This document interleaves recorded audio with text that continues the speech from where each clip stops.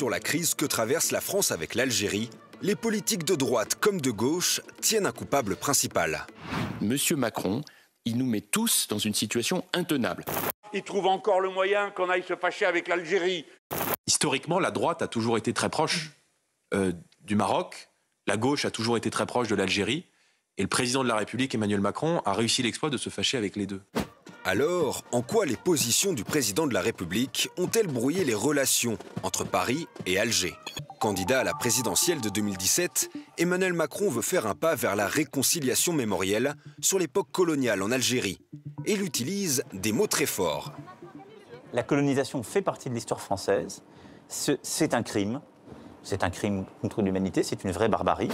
Le président de la République veut ensuite concrétiser cette réconciliation en commandant un rapport sur la mémoire de la guerre d'Algérie à l'historien Benjamin Stora. Nous sommes un pays qui a un passé colonial et qui a des traumatismes qu'il n'a toujours pas réglés. Mais en parallèle de ces avancées mémorielles, les relations diplomatiques entre les deux pays se crispent. En 2021, l'Algérie sort de 2 ans de contestation populaire du Irak. Emmanuel Macron qualifie dans la presse le pouvoir en place de système politico-militaire construit sur une rente mémorielle.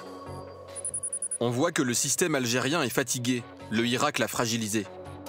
À l'époque, l'Algérie rappelle son ambassadeur à Paris.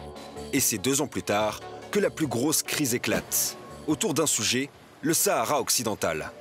La région est convoitée par le Maroc et les indépendantistes du Front Polisario, indépendantistes soutenus par Alger. Le 30 juillet 2024, dans une lettre adressée au roi du Maroc Mohamed VI, Emmanuel Macron reconnaît officiellement la souveraineté marocaine du territoire, provoquant la fureur d'Alger. Les accrochages vont ensuite se succéder. En novembre 2024, l'écrivain franco-algérien Boualem Sansal est arrêté pour atteinte à la sûreté de l'État, suscitant l'indignation. L'Algérie que nous aimons tant, et avec laquelle nous partageons tant d'enfants et tant d'histoires, entre dans une histoire qui la déshonore, a empêché un homme gravement malade de se soigner. Autre sujet, en janvier dernier, des influenceurs algériens appellent à des actes de violence sur le sol français.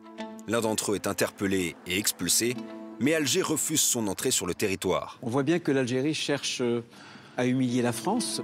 C'est ensuite la question des expulsions d'Algériens sous OQTF qui occupe le débat politique. Va être présentée au gouvernement algérien une liste, j'allais dire, d'urgence de personnes qui doivent pouvoir retourner dans leur pays. Désormais, Emmanuel Macron dit vouloir reprendre la situation en main. Mais la brouille entre l'Algérie et la France est profonde et les attaques des deux camps ne semblent pas faiblir.